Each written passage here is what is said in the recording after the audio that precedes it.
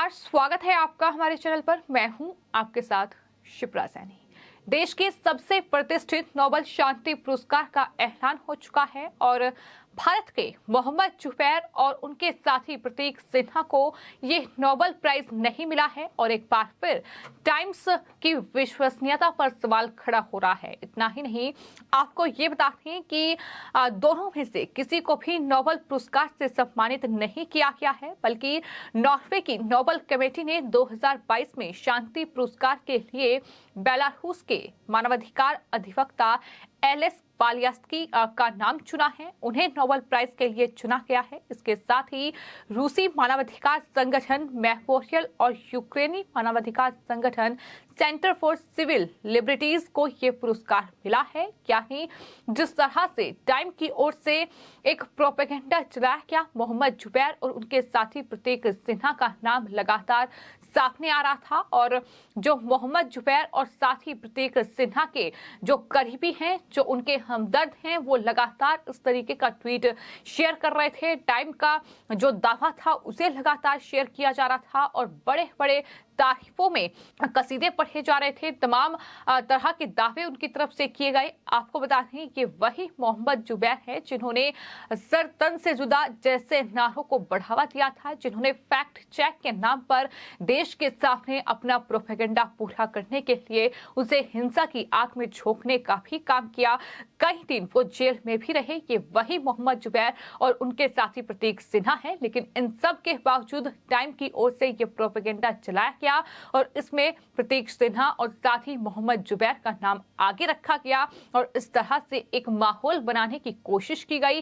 सरकार के खिलाफ तमाम कांग्रेस पार्टी से लेकर तमाम पार्टियों के जो नेता थे वो बयानबाजी करते नजर आए। लेकिन कुल मिलाकर अब नोबेल जो शांति पुरस्कार है उसका ऐलान हो चुका है और ये पुरस्कार जो है वो बेलारूस के मानवाधिकार अधिवक्ता एलेस बालियास्की को मिला है और इसके साथ ही रूसी मानवाधिकार संगठन मेमोरियल और यूक्रेनी मानवाधिकार संगठन सेंटर फॉर सिविल लिबर्टीज को ये पुरस्कार मिला है।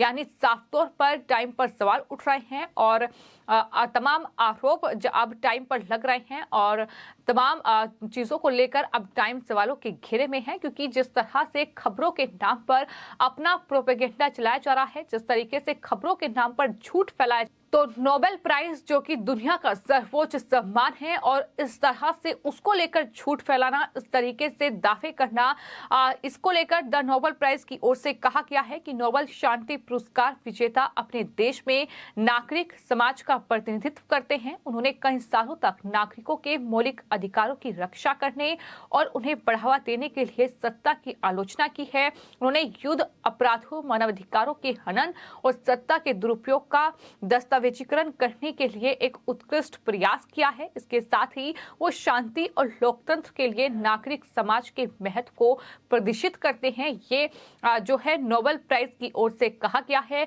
लेकिन वही बात अगर मोहम्मद जुबैर और साथ ही उनके साथी प्रतीक सिन्हा की जाए तो सबने देखा है कि किस तरीके से मोहम्मद जुबैर का नाम देश में हुई राजधानी दिल्ली में खासतौर पर हिंसा में सामने आया। सिर्फ इतना ही नहीं, मोहम्मद जुबैर वही शख्स हैं जिसके कारण कट्टरपंथियों ने देश में सरतन से जुदा का आतंक फैला रखा था और इस हिंसा के कारण उदयपुर में कन्हैया लाल की हत्या कर दी गई। इसके अलावा अमरावती के उमेश कोहले सहित कम से कम 6 हिंदुओं की हत्या की गई। उन्हें अपनी जान गंवानी पड़ी उनके इस प्रोपेगेंडे के चलते और ऐसे व्यक्ति को जाहिर तौर पर नोबेल शांति पुरस्कार कैसे मिल सकता है कि सवाल लगातार उठ रहे थे। लेकिन अब ये साफ हो चुका है कि टाइम जो मैगजीन है उसकी तरफ से एक प्रोपेगेंडा चलाया गया था जिसपे जो असल में दरअसल जिन्हें नोबेल प्राइज मिला है उनका नाम कहीं भी नहीं था और उसमें मोहम्मद जुबैर के साथ साथ प्रतीक सिन्हा और साथ ही जेलेंस्की जो कि यूक्रेन के राष्ट्रपति हैं उनका नाम लिखा गया था।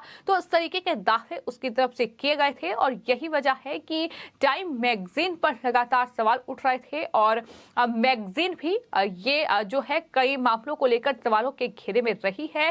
टाइम मैगजीन जो है वो दरअसल बौद्धिक लोगों का मंच होने की आड़ में प्रोपेगेंडा फैलाने के लिए कुख्यात रही है। अस्तित्व में आने के बाद से ही इसने जो है वामपंथी मुखपत्र के रूप में काम किया है। यानी कहीं न कहीं जो वामपंथी दल की सोच है उसे टाइम मैगजीन ने आगे रखा है और देश के खिलाफ भी एक प्रोपेगेंडा फैलाने का काम किया है। मोहम्मद जुबैर जैसे लोगों को बढ़ावा दिया है, तो इस तरीके का प्रोपेगेंडा उनके जरिए फैलाया गया है। यही वजह थी कि अल्ट न्यूज के जो मोहम्मद जुबैर हैं और प्रतीक सिन्हा को नोबेल शांति पुरस्कार 2022 के लिए योग्य उम्मीदवार उनकी तरफ से बताया गया। लेकिन अब जिस तरह से नोबेल शांति पुरस्कार का ऐलान हो चुका है और ये पुरस्कार मोहम्मद जुबैर, प्रतीक सिन्हा या फिर टाइम मैगजीन की ओर से जो बाकी नाम का दावा किया गया था उन्हें नहीं मिला है, बल्कि ये पुरस्कार जो है वो मानवाधिकार अधिवक्ता एलेंस बालियत्स्की को मिला है और इसके साथ ही रूसी मानवाधिकार संगठन और इसके साथ साथ यूक्रेनी मानवाधिकार संगठन को ये पुरस्कार दिया गया है। आपको ये बता दें कि भारत के प्रतीक सिन्हा और मोहम्मद जुबैर के अलावा विश्व स्वास्थ्य संगठन, म्यांमार की राष्ट्रीय एकता सरकार, बेलारूस की विपक्षी नेता सवितलाना भी इस पुरस्कार की दौड़ में थी, जैसा कि दावा टाइम मैगजीन की ओर से किया गया था। नोबेल शांति पुरस्कार की स्थापना 1995 में स्वीडन के केमिस्ट अल्फ्रेड नोबेल के नाम से इसकी शुरुआत हुई थी और अल्फ्रेड नोबेल ने डायनामाइट की खोज की थी। नोबेल शांति पुरस्कार दुनिया का सबसे प्रतिष्ठित सम्मान है और उसको लेकर इस तरीके का झूठ फैलाना, उसको लेकर इस तरीके का प्रोपेगेंडा फैलाना, जाहिर तौर पर यही वजह है कि लगातार सवाल टाइम मैगजीन पर उठ रहे हैं। मानवता के लिए काम करने वालों को ये पुरस्कार दिया जाता है, ना कि लोगों की हत्या करने के लिए लोगों को मजबूर किया जाए। इस तरीके से जाहिर तौर पर मोहम्मद जुबैर का नाम जब सामने आया तो कई लोगों को इस बात की हैरानी भी हुई कि आखिर मोहम्मद जुबैर को कैसे चुन लिया गया। हर्षवर्धन त्रिपाठी की ओर से ट्वीट किया गया था जिसमें उन्होंने लिखा था कि देश में सचमुच कुछ समय के लिए डर का खतरनाक माहौल बना और कुछ लोगों के सिर तन से जुदा कर दिए गए, तो उसकी बुनियादी जिम्मेदारी जिसकी थी उसे नोबेल के लिए कैसे नामित किया जा सकता है, ये हर्षवर्धन त्रिपाठी की ओर से सवाल किया गया था।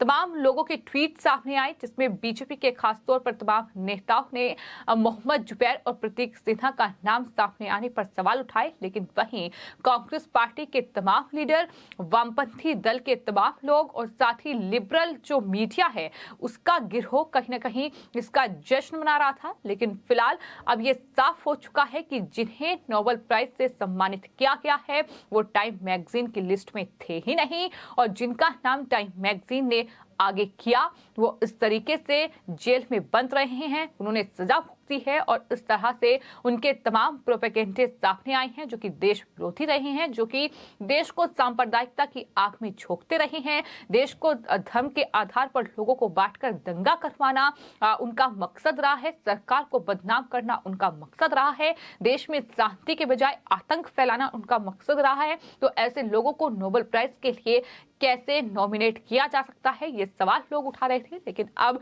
ये साफ हो चुका है कि अब जो नोबेल प्राइज मिला है वो मोहम्मद जुबैर या प्रतीक सिन्हा को नहीं, बल्कि तमाम जो मानवाधिकार के लिए रक्षा के लिए काम करते हैं वो उन संगठनों को मिला है और जाहिर तौर पर मानवाधिकार अधिवक्ता को मिला है। तो इस तरीके से नोबेल प्राइज जो कि दुनिया का प्रतिष्ठित सम्मान है उसके लिए टाइम मैगजीन ने एक बार फिर कहीं न कहीं अपना प्रोपेगेंडा फैलाकर मोहम्मद जुबैर और प्रतीक सिन्हा जैसे लोगों को आगे किया और यही वजह है कि आज टाइम मैगजीन एक बार फिर से सवालों के घेरे में है। फिलहाल आपकी इस पूरे मामले पर क्या राय है हमें कमेंट बॉक्स में जरूर लिखें और चैनल को सब्सक्राइब करें। धन्यवाद।